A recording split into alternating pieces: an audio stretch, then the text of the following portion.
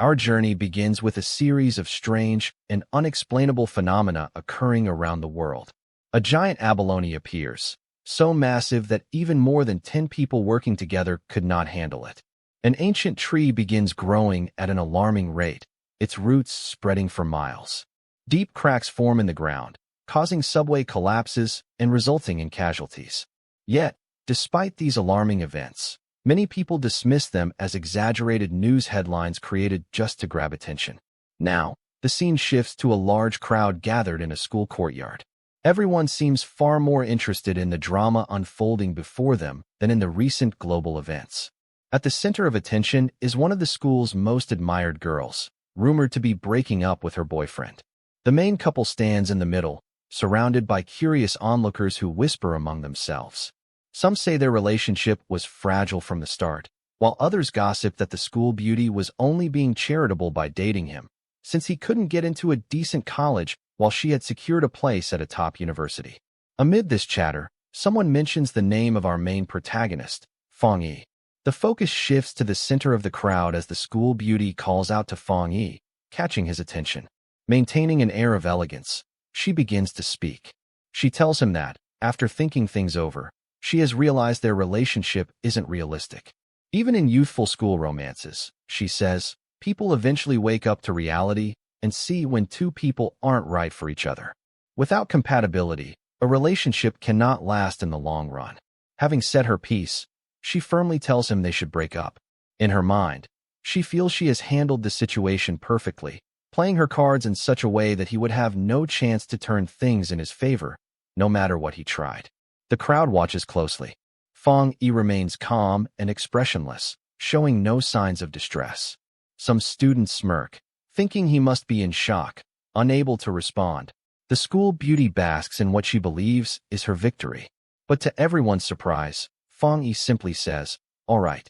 The brief response leaves the crowd stunned, and the school beauty equally unsettled.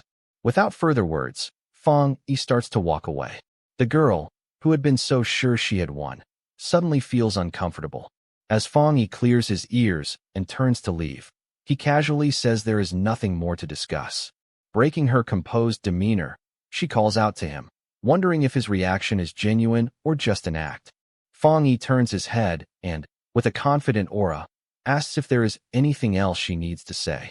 Trying to maintain her pride, the school beauty responds that no matter what scheme he might be thinking of, she will not get back together with him. Fong Yi holds a straight face for a moment before replying bluntly that she is flattering herself. He's busy. His directness shocks her and leaves the crowd murmuring in disbelief. As he walks away, Fong Yi thinks to himself that Chu Qingli, the school beauty, and everyone else around them have no idea what is truly about to happen. He knows that the importance of money, education, and the current social order will soon be meaningless, as the world is on the verge of a complete upheaval. No one knows his secret. Fong Yi has returned to this timeline from a future where the world lies in ruins. To him now, Chu Qingli is nothing more than a stranger. He has no interest in school reputations or petty drama. Far greater concerns await him as a true disaster approaches. He recalls that it all began the previous night when, without warning, memories of an unavoidable future came flooding back to him. Along with those memories appeared a countdown, 1 year until the aura recovery activation. Once that day arrives, the world will undergo a transformation unlike anything seen before. The rules of society will no longer be based on wealth or status, but on strength and power. It will mark the beginning of a new age, the age of cultivators. In that vision, standing before a sphere of light, Fong Yi asked who, or what, it was. Instead of a direct answer, a message appeared. It explained that the system exists for the end of the universe and is designed to generate cultivation techniques based on any material the host touches.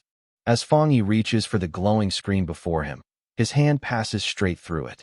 In that instant, a monstrous figure emerges, its gaping mouth drawing closer.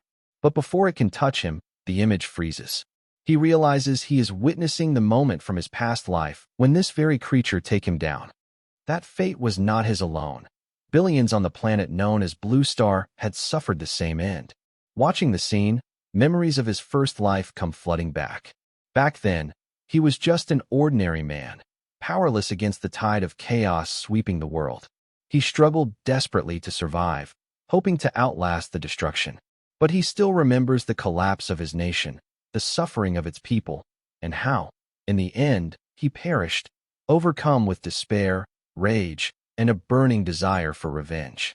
Now, with the clarity of hindsight, Fong Yi believes the system chose him for a reason, to prevent this catastrophe before it arrives in a year's time. At present, the people of the world remain unaware of the transformations beginning to stir across the globe. Fong Yi vows to use every anomaly to his advantage. The system confirms him as its host, unlocking a new path. It informs him that everything in existence can serve as material for cultivation. His mission, to collect powerful techniques, grow stronger, and become a cultivator capable of saving the world. Back in the present day, life in the bustling city continues as usual. Yet Fong Yi observes how the government neither confirms nor denies reports of strange events. He recognizes this as their subtle way of preparing citizens, avoiding panic while ensuring awareness. In the Xian nation, such measured policies help maintain stability, unlike other countries where sudden announcements might incite chaos. Fong Yi checks his phone. If he wants to grow stronger, he must head wherever anomalies occur.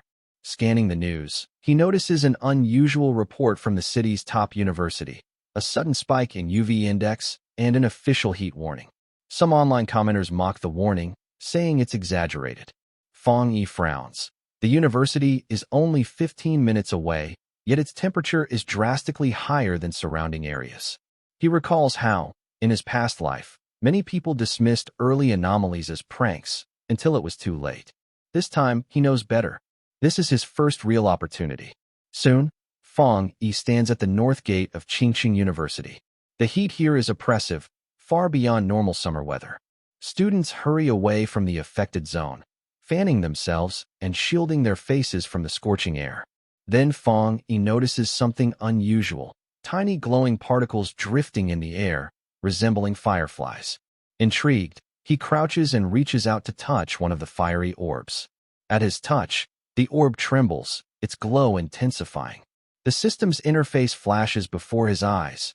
Young attribute detected. Unlocking attribute template. A sudden burst of light engulfs Fong Yi, fusing with his body. Pain lances through him. The radiance grows so bright that bystanders begin speculating.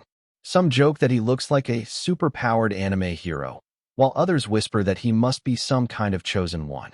Meanwhile, Fong Yi grits his teeth, wondering if the process is nearly finished or if it will end with his death. Then, with a final pulse of energy, a notification appears before him. Completion achieved. Golden Sun breathing technique acquired. With his first power now in hand, Fong Yi knows his journey as a cultivator has officially begun, and so has his fight to change the future. We go back in time, to just before the heat warning at Qingqing University. New students are registering for classes, the campus filled with excitement and chatter. Among them is the well-known school beauty, Chu Qingli. While waiting in line, several people try to strike up conversations with her, but she politely rejects them all. As she walks across the campus, she passes a cheerful pair of freshmen celebrating their acceptance into the same university. Just moments later, a sudden beam of light descends from the sky, landing a short distance behind her. Almost immediately, the university issues an emergency notice. This is the same heat wave alert that our protagonist, Fong Yi, has been following. Hearing the announcement, Chu Qingli pauses. She can't help but think about the recent string of rare phenomena happening across the world. Perhaps this is worth investigating. Meanwhile, at the North Gate, Fong Yi is still enveloped in the mysterious light. When the glow finally fades, the system in his mind informs him of the technique he has just acquired. The Golden Sun breathing technique will activate body refinement when he inhales and exhales while gazing into the blazing sun. Along with it, he has gained 50 compilation points and officially unlocked the technique. He wonders about the purpose of these points. Rather than overthink, he decides they must be useful and that he will figure out their purpose in time. Fong Yi begins to inhale deeply, and as he does, the surrounding temperature drops. Students approaching the North Gate notice the heat's intensity lessening. As the group, including Chu Qingli, draws closer, the president of the university arrives. He is accompanied by several military personnel and a mysterious cloaked figure. The president raises his voice, demanding to know why students are still outside despite the warning. He orders everyone to check in at the reception immediately or risk having their credits deducted. The cloaked figure then instructs the guards to secure the area and close the gate. Just then, Fang Yi receives a system notification. He has purified a polluted zone, classified as Grade A level. The system explains that polluted zones are abnormal sites officially designated by the Xi'an nation government, capable of generating aura recovery energy. Before he can process this information fully, the military personnel begin ordering everyone to evacuate the area. Realizing that the military's involvement could bring him unwanted attention, Fang Yi decides to slip away quickly. The cloaked figure inspects the site and notes that the field appears to be artificially created. This suggests someone may have come into contact with the aura directly. Listening nearby, Chu Qingli wonders how something so dangerous could be man-made. She also briefly considers whether the person who ran off could have been Fang Yi, but dismisses the thought. Why would he be here? Later, back at Fang Yi's home, he lies on his bed, his body faintly glowing. A cold pad rests on his forehead, but the heat within him refuses to dissipate. Baths and air conditioning have no effect. He worries that he might not be able to sleep at this rate. The events of the day replay in his mind. Did anyone notice him? The commotion was certainly large enough. He picks up his smartphone and checks the trending topics. One headline catches his attention: Aura Cultivation Association. In his previous life, he had never paid this much attention to such things. At the time, most people considered it a joke. But now, remembering the cloaked figure, he wonders if they were affiliated with this association. Clicking through the link, he finds an official page detailing the different cultivation realms. First realm, Ghost Axe, crafting mortal weapons with divine skill. Second realm, Spiritual Creation, developing internal spiritual aura. Third realm, Mastery Stage, Diamond Realm internal channels become fully formed and refined. Fourth realm, Moon Level, a godlike stage, transcending normal humanity. Fifth realm, Rising Sun, command over life and death.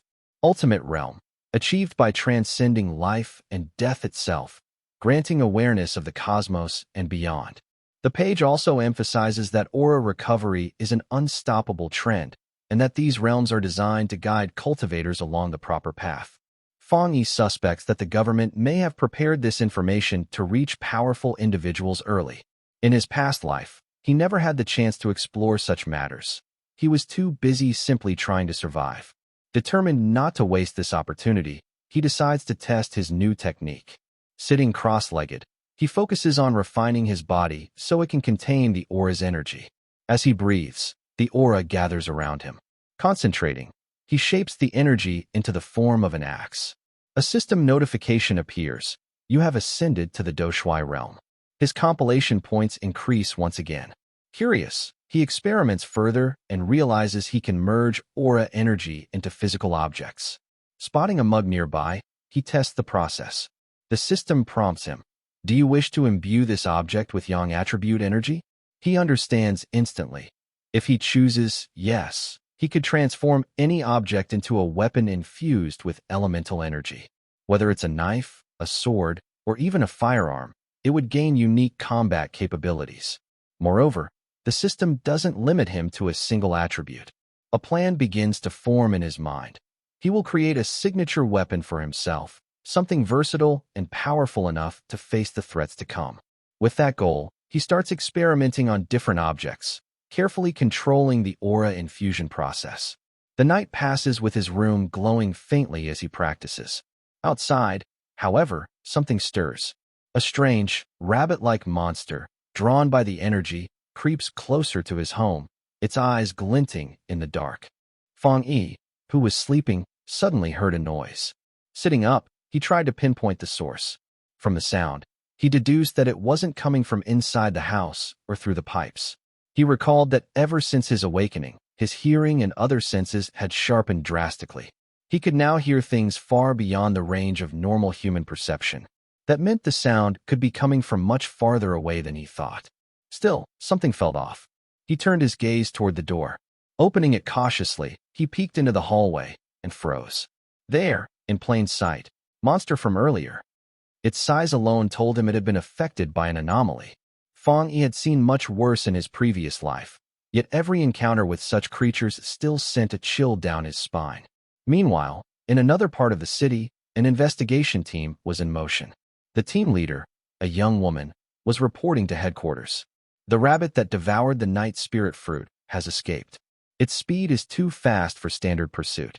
She sighed, telling HQ to keep her updated, before leaping off the rooftop she stood on.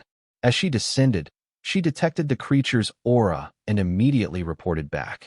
The beast is heading into a densely populated area. If we're late, it could cause mass casualties. Pursue immediately. The mutation isn't complete yet, but it's growing rapidly. She began moving from building to building at incredible speed. A few pedestrians caught glimpses of something darting above, but none could tell what it was. Back at Fong Yi's location, on the 65th floor of his building, the mutated beast had already invaded his area. Activating his Yang attribute, Fong Yi slowed the world in his perception, making the creature's movements easier to track. He dodged its first attack effortlessly. Still, the sight of the beast appearing earlier than expected surprised him. He could tell it wasn't fully evolved yet, but its presence here meant immediate danger. If left unchecked, everyone in the building could die. Determined to end the threat, Fong Yi charged forward, grabbed the monster by its tail, and with a powerful swing, hurled it out of the building. He leapt after it, ready to finish the fight. Mid-air, he gathered his power into his fist and struck the creature in the gut with a devastating blow. The monster tried to absorb his energy in desperation, but Fong Yi knew it was sealing its own fate. His sun attribute energy was far too intense. Moments later, the rabbit was taken down, unable to contain the force. Some neighbors, noticing the sudden flash of light, wondered if there had been lightning outside. But when they looked out their windows, there was nothing left to see. Landing, Fong Yi observed the remains.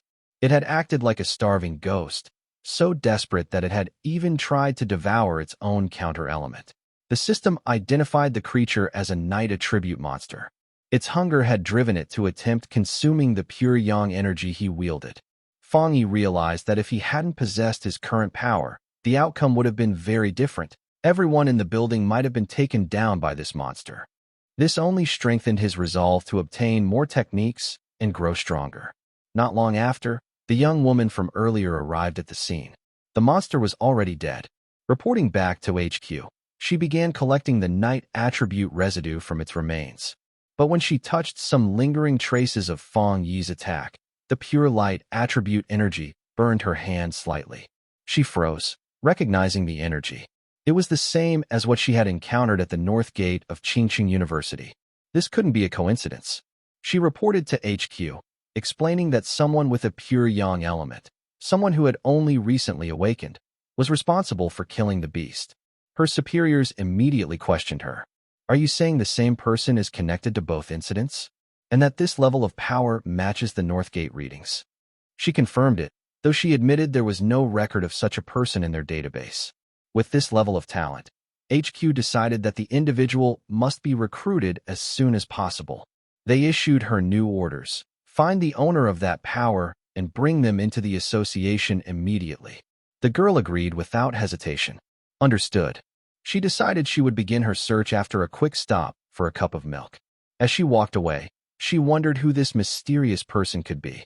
At this level of strength, they were already comparable to a master-level cultivator. She planned to find them as quickly as possible before someone else did. The scene shifts to the next morning. Sunlight pours through the window, shining warmly on Fong Yi. Now attuned to the powers of the sun, he begins his day early, standing beneath the dazzling rays. Just feeling the morning sun is enough to strengthen his physique, but as he activates the golden sun breathing technique, the effect multiplies. During meditation, he senses the energy within him becoming more adaptable. The axe of light he had previously formed now manifests even faster, and this leads to another breakthrough. The axe feels lighter in his hands, easier to wield. Fong Yi likens cultivation to chopping wood. It's a simple act, but the key is persistence. With each swing of his axe, he improves, until finally, he reaches the 2-star level. The breakthrough enhances his system's functions, and he feels lighter than before. Determined to grow steadily, he plans to advance step by step. However, his technique's radiant light could easily draw unwanted attention if practiced in populated areas. Deciding it's safer to train somewhere remote, he grabs his gear, along with a package, and heads out. At the association's headquarters, a well-dressed man notices a fluctuation in solar energy. Narrowing his eyes, he thinks, it's that same person again. Meanwhile, Fong Yi arrives at a mountain location. He unsheaths a sword and begins channeling his yang attribute into it. He recalls how, in the past, other objects failed to contain this intense energy. But this time, the power flows smoothly into the blade, and the system confirms, binding of yang element successful.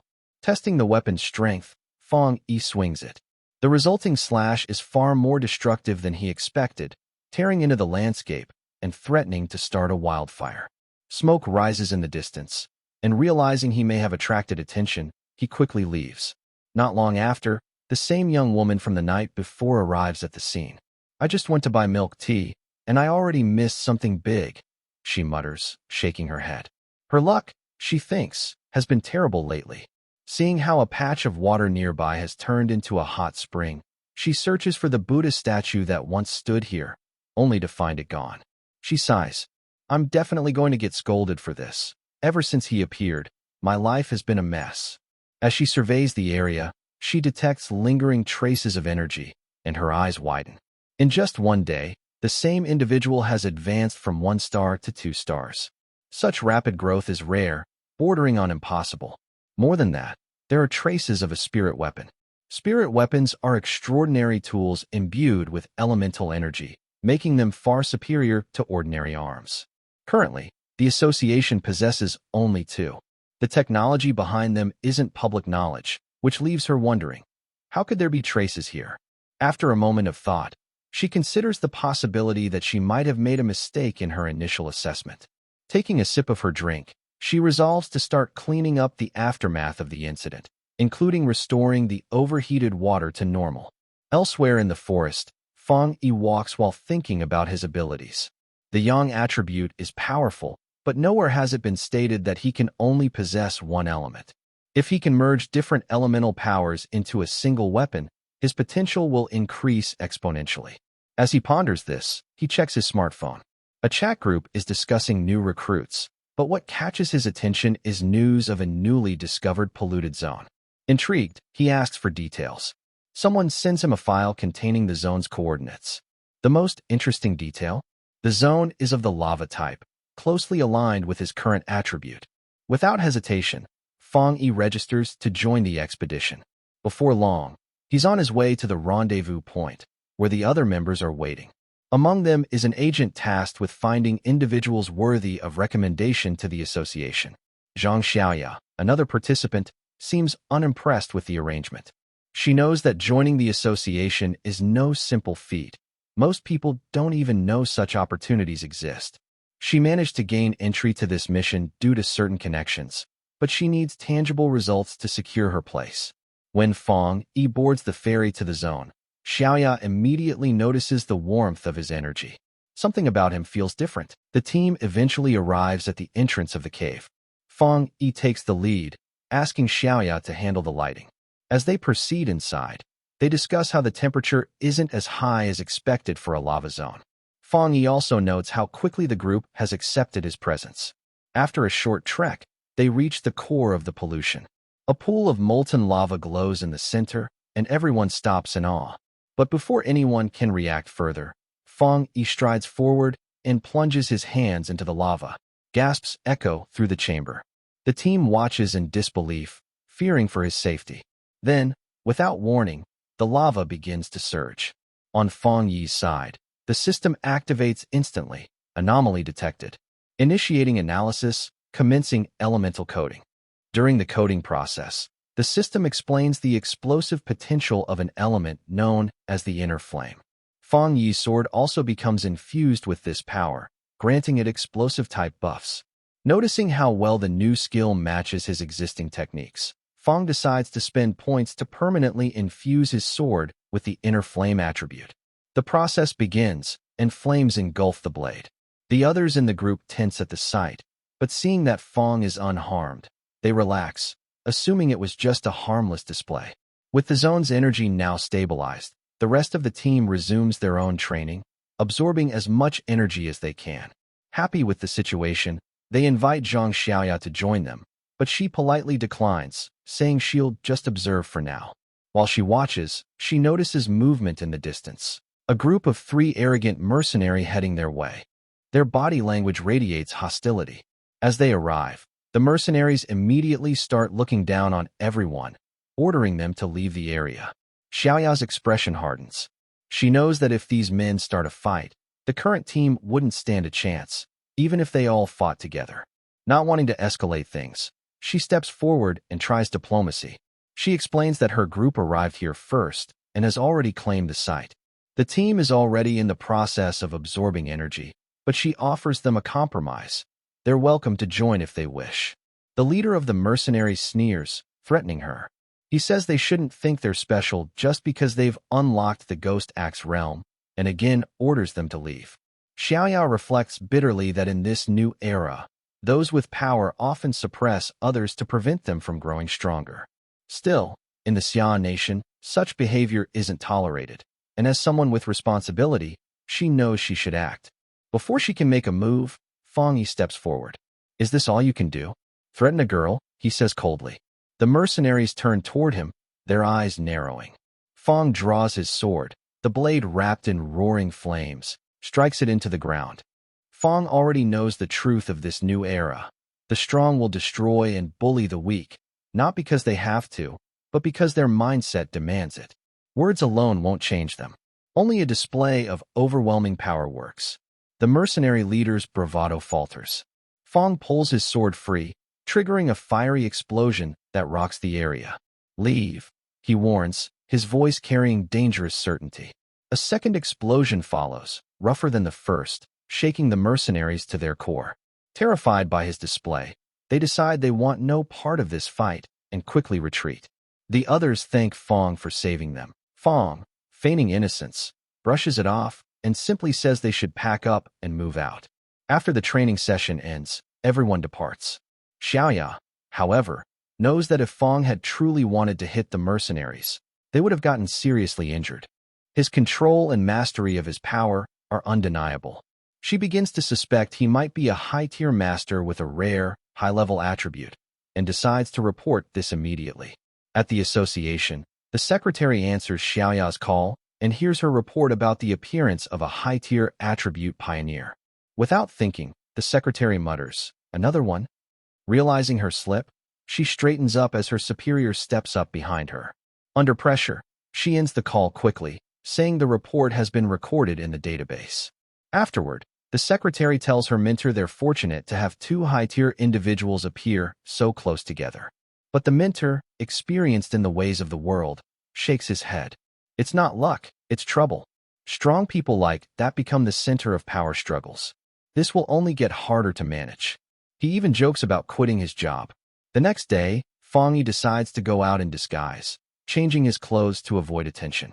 However, his disguise ends up being so elaborate that he attracts more stares than before. People assume he's cosplaying and compliment how cool his sword looks. Walking on, Fong checks his smartphone. He'd expected some attention after yesterday's display, but surprisingly, there's nothing notable online. Still, the energy he has accumulated feels enough to trigger another breakthrough. Deciding to continue his training, he heads for the mountains. At the mountain site, a woman is busy restoring the environment from a previous incident. The garden restoration expert, Su Qingying. She has almost finished her work when a sudden, massive ball of light erupts in the distance. The sheer force of it makes her pause. From the energy signature, she estimates someone is about to reach 3 stars within the Ghost Axe realm. But the power output is so intense that she wonders if it's even possible for someone at that stage to create such an effect. Determined to find out, she leaps toward the source of the light, intent on discovering who could wield such power. At the mountain site, Fong Yi sat cross-legged, meditating as he focused his energy for the next breakthrough. He pushed his output to the maximum, shaping his power into the form of an axe. High above him, the divine axe began to take shape in the air, radiating dazzling brilliance. At the same time, Su Qingying was running toward him. Her eyes widened when she saw the immense weapon forming. She was astonished that he could handle such a large amount of power so effortlessly. Is he some hidden master who has spent a century in seclusion? She wondered. Her thoughts went back to her own attempt at this level of ascension. She had failed, and the backlash was brutal. She'd been hospitalized for weeks. Even with her peak fitness, the experience was something she never wanted to remember. If she couldn't do it with her athletic background, she thought, then what kind of monster could endure this? His movements were steady, precise, like someone who had practiced thousands of times. Su found it hard to believe any human could do this unless they were a god descended into the mortal realm. She also knew that most cultivators rushed through this process the moment they believed they had reached the required level, only to fail. The person before her, however, was different. He only attempted it because he was truly prepared, like the masters of ancient times. As she closed in, the divine axe began to descend toward the eastern side of the mountain. With that, Fang Yi's breakthrough concluded. But when Su finally reached the spot, he was gone, again. She had covered the distance in 30 seconds, but it still wasn't enough. She knew now that her target was fully aware she had been tailing him. At this rate, she feared she might never recruit him. Just as she was about to give up, she felt a presence. Calling out respectfully, she addressed him, certain he hadn't left willingly. From a short distance away, Fang Yi stepped into view. It was clear from his expression that he knew she'd been following him for days. Su explained that she was with the association, stating her rank and emphasizing that she was like him. She extended an invitation to join, clarifying that her only purpose in following him was recruitment. She carefully kept her tone soft, avoiding anything that might sound pushy or disrespectful. Finally, Fang Yi asked a single question, why? Su hesitated for a moment before deciding the truth was her only option. Lies would never work on someone like him. She told him that the Xia nation was gathering powerful pioneers to form an organization capable of maintaining order. The current trend, she admitted, was too chaotic and uncontrolled. While the association might seem like a restraint, when chaos descended on the nation, they would all have to fight together to protect it. Fang Yi responded bluntly. What if I say I don't trust you? Without missing a beat, Su pulled out her identification card. She introduced herself and spoke of her past as a professional athlete before becoming a cultivator. As a sign of trust, she placed her ID in front of him. Fang studied it and vaguely remembered her from her days of fame. He also knew that people with superior physiques often grew stronger more easily than others. That explained her remarkable speed. But he also knew a grim future, one where the nation had failed to stop its own destruction, leading to humanity's extinction. Even with the system's help, he was far from strong enough to change that fate yet. I remember you, Fang said, and in the blink of an eye, he appeared behind her. I'll think about it. For now, you must keep my location secret. From her behavior, he concluded that the association lacked the power to confront beings like him. That meant he could use them to his advantage for the time being. Su agreed to his condition, but added that the association had already noticed the visible changes after his breakthrough. She was required to make a report, but promised it would be 50-50, half truth, half misdirection. Fang agreed, and before she could say more, he vanished from the site. Soon after, she received a call from the association. They pressed her on why she still hadn't secured him and accused her of letting him avoid her. She considered the cleanup operation that had just appeared, but was told to leave it and instead prepare for a mission involving anomaly entities.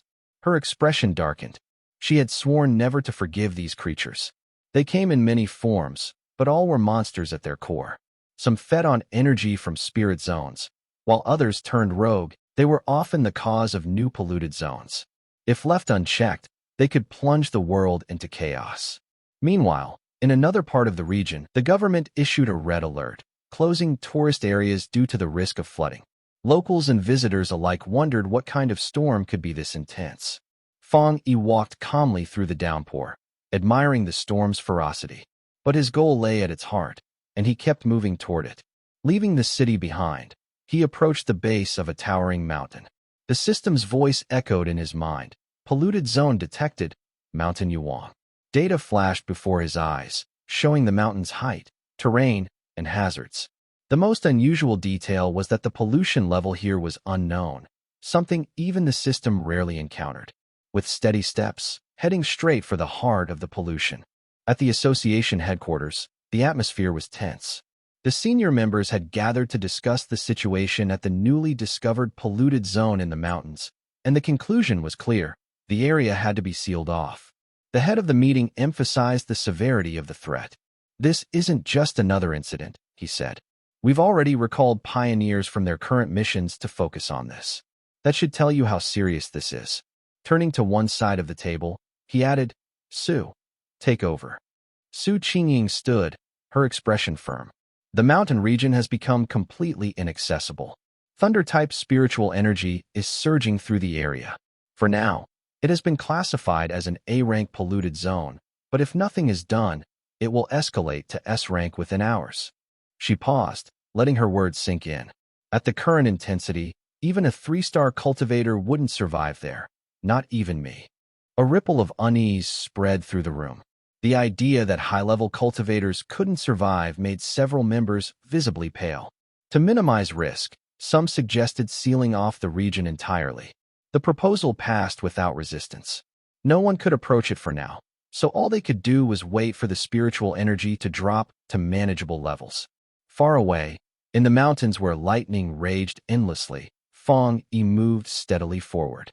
He was thankful for the golden sun breathing technique, but he knew it wasn't enough to extract pure thunder energy, not unless he reached the very heart of the zone, the Yuwang Peak summit. As he walked, his mind replayed what he knew about spiritual energy. It was not a gift, but a dangerous, unpredictable force.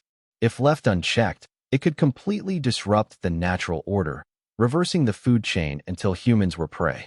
Passive animals could transform into vicious predators. The weather changes it caused could devastate entire regions. The real danger was time.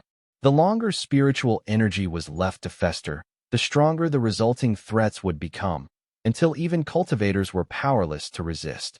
At present, Fong Yi had mastery over the golden sun breathing technique and wielded the red fire blade, infused with the yang element and the internal flame subelement. Together, they gave him strong offensive capabilities. But against what was coming, they were not enough. He had already enhanced his sword with his remaining points, boosting its durability with yang energy and its destructive power with flame. Yet this created another problem. Heavy reliance on a weapon made him vulnerable. Without it, he would lose much of his fighting ability. The only true solution was to strengthen his own body, to make himself formidable even without a weapon. The thunder force on this mountain was the perfect opportunity. If he could endure and harness it, he could take a huge step toward that goal. If he failed, he would die as he had in his previous life, in despair and rage. He pressed on, trying to tame the thunder, but the resistance was overwhelming. Bolts of lightning struck around him, the force making his body tremble. A sudden strike hit him directly. Thunder was a symbol of divine punishment. By entering its domain uninvited, he had provoked it. The storm seemed determined to make him kneel. "How do I tame something like this?" he muttered.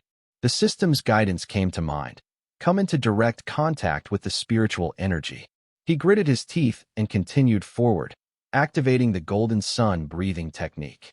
A massive bolt of lightning crashed toward him, and he braced himself, countering the force as best he could. Each step grew heavier, the air itself resisting him, making it harder to breathe. The storm wanted him dead. Still, he pushed forward until he reached the point he had been aiming for. Here, the compilation process for the thunder attribute began. From miles away, people looked up at the sky and gasped. A colossal bolt of lightning tore through the clouds. Some whispered that it looked like a divine trial. Others feared for their homes and safety. At the core of it all, Fong Yi stood, his body surrounded by arcs of light. The system processed the thunder attribute, merging it into him. The thunder attribute was unique, an offense-type element that transformed the user's very body. One became lightning itself, embodying both offense and defense. Thunder was both shield and spear. It wasn't just destruction, it was refinement and rebirth. The pure energy coursed through Fong Yi, fortifying his body without the pain he had felt from other elements. A notification flashed in his mind. Execution damage against evil entities increased by 300%. When the thunder was fully tamed, Fong Yi considered merging it into his blade. But the weapon already held a dominant yang element and a sub-element of flame. Introducing lightning might upset the balance, reducing efficiency and even risking the blade's destruction. He decided instead to address his primary weakness, his dependency on weapons. Channeling the thunder into his own body, he focused on his right arm. Slowly, the transformation completed. He flexed his fingers, feeling the surge of power. Success! His right arm was now enhanced with lightning itself, an unbreakable weapon even without the blade. The next day, at the mountain peak, the association arrived to reassess the situation. To their surprise, what had been a dangerous peak-level polluted zone had dropped to a mild zone in just 3 hours. An army major surveyed the area carefully. "Someone was here," he said. "Maybe a pioneer like us." Sue's eyes widened. "And they're alive after all this?" She tried to find more clues, but the heavy rain had washed away any traces that could have been useful. The major then explained his reasoning. "The zone formed at 6 p.m. yesterday. The association officially closed it off an hour later. That means whoever this person was, they must have entered before the area was sealed. If not, there would have been a report of someone trying to sneak in." He continued, "The lightning reached its peak around 7 p.m. Based on the readings, the zone should have escalated to S rank by midnight. But something changed. After 8 p.m., the spiritual density began to drop rapidly. I believe whoever was here has the thunder attribute. That's the only explanation for how they could survive something this extreme and even turn it into an opportunity." The major's tone grew more serious. "If my theory is correct, the suspect is not only alive, but is also the reason the polluted zone was stabilized. If that's not the case, then the timing is far too perfect to be a coincidence. Either they were lucky beyond reason, or they have a way of responding to these situations faster than our association can." He looked at the team. "This person disappeared from the scene without a trace. If they're not aligned with us, they could be a potential threat to society. We need to find them, someone capable of matching the anomaly itself." Meanwhile, somewhere far away, Fong Yi sneezed in his room, as if someone were talking about him. The major turned back to the group. "From this moment on, our top priority is to identify the one responsible. At all costs. From today, their code name will be Tyrant, the one who conquered the Thunder Attribute Zone."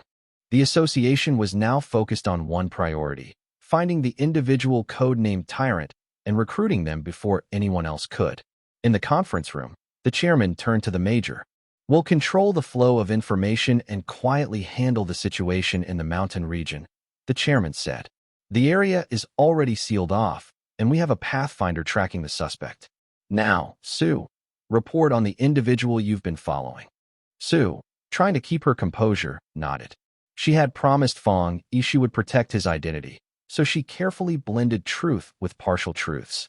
She began with the incident at the North Gate, explaining the circumstances and her observations. Inwardly, she was tense. If she let anything slip, she knew she'd be in trouble. "I've been tracking him," she said, "but his whereabouts are inconsistent. They change constantly." She then mentioned the mutated rabbit remains and how strong traces of yang element energy had been present at the site. "I'm still attempting to make contact so I can confirm whether he was involved in purifying the North Gate zone." The major's interest sharpened when she mentioned the yang element. He nodded approvingly. "Good work. We need more people like you in the field." Relieved, Sue ended her report. As the major casually discussed other matters with the chairman, she exhaled quietly. Her part in the meeting was over, for now. Meanwhile, at Fong Yi's home, he was using the golden sun breathing technique, not for training, but on his coat. The energy worked like magic, cleaning it until it looked brand new. He slipped it on, noticing how much better it felt. His right arm, infused with the lightning attribute, was now the strongest part of his body. He could feel its power, restrained yet ready to erupt. The once violent thunder energy now felt tame, almost docile, like a kitten. He thought back to when he first obtained the yang element. The pain back then had been unbearable, far worse than anything he'd endured before. Do the elements become gentler once absorbed? He wondered. The thunder attribute's effect, tripling damage against evil entities, made him eager to test it. A notification popped up on his phone. Fong had set all alerts and news updates to top priority in this rapidly changing world. While many saw the Xi'an nation's safety alerts as warnings to stay indoors, to him, they were opportunities. Each anomaly was a chance to grow stronger, no matter the risk. The headline was about an explosion at a chemical plant during a shift change. Miraculously, there were no injuries or casualties. The official statement urged the public to remain calm. But Fong wasn't convinced.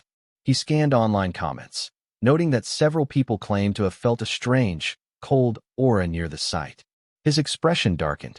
I felt something like this before. Memories from his past life surfaced. A terrifying creature that taken down humans in the dark. It had almost caught him once. These creatures thrived in darkness, often originating from mutated plants or animals. Once transformed, they became relentless predators with enhanced tracking abilities. They were far more dangerous than the mutated rabbit he had killed days ago. If left unchecked, they would evolve into beings that no one could control. Fong decided he would take the fight to them himself. It was time to test his new 300% execution power. Night fell. Rain poured onto empty streets, the sound echoing in the silence. Somewhere in the darkness, a team of cloaked figures moved through the city, tracking a dangerous beast. Their target was codenamed Candle Knight. They had lost sight of it, but they knew its abilities. Merging into darkness, concealing its form, the creature emitted a faint sizzling sound before attacking. Conditions tonight were perfect for it to hunt, and the team's mission was clear: stop it. HQ updated their target priority, warning them to maintain safety first.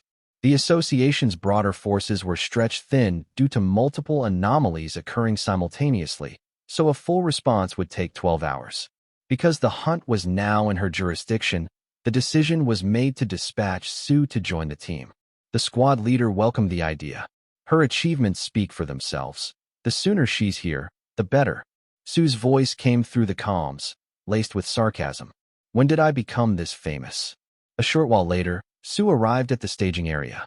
So, you're calling me in for overtime? She asked, raising an eyebrow. This isn't about overtime, one of the team members replied. It's about a monster who takes down people. Sue's irritation flared. Is this how you ask for help? From what I've seen, your destroyer squad looks more than capable. Seems like the Ying squad isn't needed here. One of her teammates muttered, You're being hard on them. The destroyer squad leader stepped forward, bowing his head slightly. I apologize for the way this was presented, but we could use your help. Your tracking skills are unmatched, and Candle Knight is a serious threat. If we fall to it, so be it. But we cannot allow innocent civilians to get caught in its path. Sue studied his expression, then gave a short nod. Fine, let's finish this. The Destroyer Squad and the Ying Squad were now working together to track down Candle Knight. Sue positioned herself on top of a nearby building, scanning the streets with her tracking skills. Within minutes, she locked onto her target. File number 7. Candle Knight, a beast that thrived in darkness, preferred damp environments. Once the location was confirmed, the Destroyer Squad began their operation to neutralize the threat. But before they could fully move into position, the monster sensed them and made the first move. The squads quickly surrounded it, blocking all escape routes. From above, a strike landed on the monster, yet it wasn't enough to kill it. Candle Knight became enraged and released a powerful sound wave. Dodge! Sue shouted, warning her teammates. The attack shattered their formation and left several members scratched, even through reinforced defenses. The display of power confirmed what everyone already suspected. This was a threat that had to be eliminated at all costs.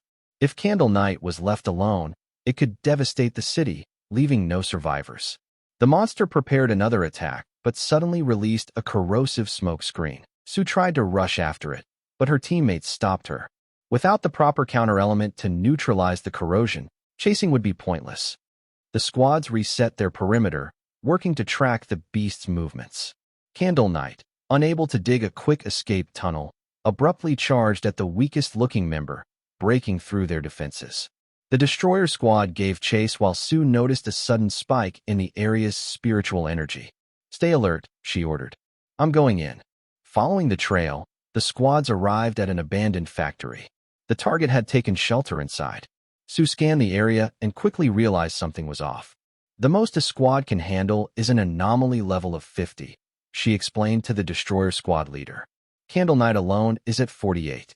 But right now, her device's reading climbed rapidly, 60, 70, 80. There's more than one anomaly in here, she warned. Before they could react, the factory doors slammed shut. In an instant, the squads tried to break down the doors, but before they could escape, a strange gas began to fill the air. Sue felt her senses dull, her vision blur. She called out, but there was no response. It was as if everyone had vanished.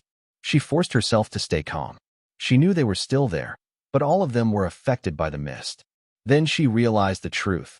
They had been lured here by Candle Knight, but the moment they entered, another anomaly had struck, a creature with a mist far deadlier than Candle Knight's abilities. Through the haze, she caught a brief glimpse of it, a serpent-like beast. This mist didn't just impair the senses, it drained spiritual energy. Even if they tried to attack, they would eventually exhaust themselves. Sue collapsed to the floor, horrified at the intelligence these anomalies displayed and how they were working together. She felt her strength fading. So this is the end. Just as her consciousness slipped, the roof above burst open. A shadow dropped down into the factory. It was Fong Yi. He assessed the scene instantly. The thick spiritual energy, the serpent struck first. Fong dodged effortlessly, only for Candle Knight to leap in right after, aiming for his arm. He blocked it, unshaken. Now he understood everything. Two anomalies, working as a team. The serpent lured victims inside. Candle Knight finished them off. This explained why the energy here was so dense.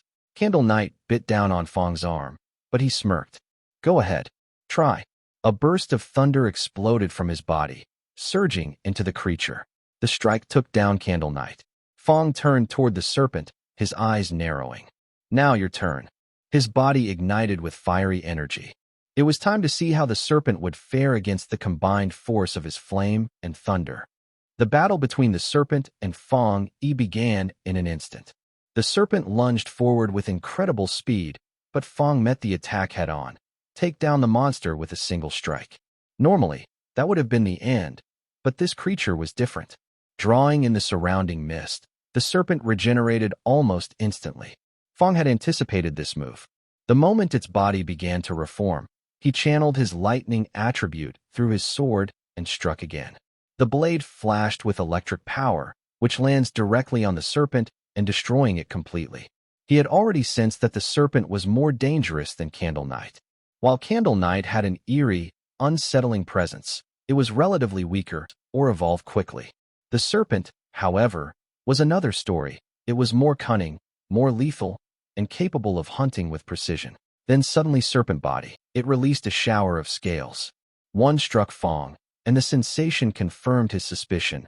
This creature was a bigger threat. Its poison was designed to neutralize a target before striking, leaving no trace. It also displayed an unusual level of intelligence for a monster in its early phase. Fortunately, Fong's Golden Sun technique purified the toxin before it could spread. Between the healing properties of the Golden Sun technique and the resilience granted by his lightning attribute, Fong possessed one of the best combinations for survival. Others, however, were not so fortunate. Together, Candle Knight and the serpent had silently eliminated many strong pioneers over time, allowing the serpent to grow massive without drawing attention. But now, both creatures were defeated by Fong. Fong inspected the aftermath. As he moved to collect and extract the serpent's attribute, he sensed another presence. It was Sue, still conscious despite the mist's effects. He approached her. No need to pretend you're asleep, he said. And your playing dead act needs some work. Sue flushed with embarrassment and covered her face. I just woke up, she muttered. You're better than I thought, Fong said, standing when everyone else is unconscious. She wondered silently how he had managed to kill both the serpent and Candle Knight. Before she could ask, Fong continued, Don't cover your face. But remember, don't reveal my identity. Before Sue could respond, Fong turned to leave. The situation's handled. I'm going back. The monster remains are yours. She watched him go, wishing she had seen his face more clearly. His behavior confirmed what she already suspected. He had not lowered his guard toward the association. Fong, walking away, felt relief that she hadn't seen him absorb the dark attribute. He disliked the sensation it gave him. Why didn't the system show anything this time? He wondered. He decided to investigate later, once home. Back inside the factory, Sue began waking her unconscious teammates. When they stirred, confusion set in. "The beasts are all dead," one asked. "Another pioneer came and helped us," Sue replied. "It might have been the one I've been tracking. This time, he tracked us and outmaneuvered us." Her team was impressed. To take down those monsters in a single strike, incredible. They began cleanup operations, but during the process, they detected lingering traces of lightning energy. "Sue," one of them asked, "are you sure about the target's element? This is definitely lightning. Could there have been two people here? There are two high-tier elemental residues." Sue hesitated. She couldn't tell them that the same person wielded both yang and lightning attributes. No one would believe her. She thought to herself, what kind of person can possess both the yang element and the lightning element, and with such purity?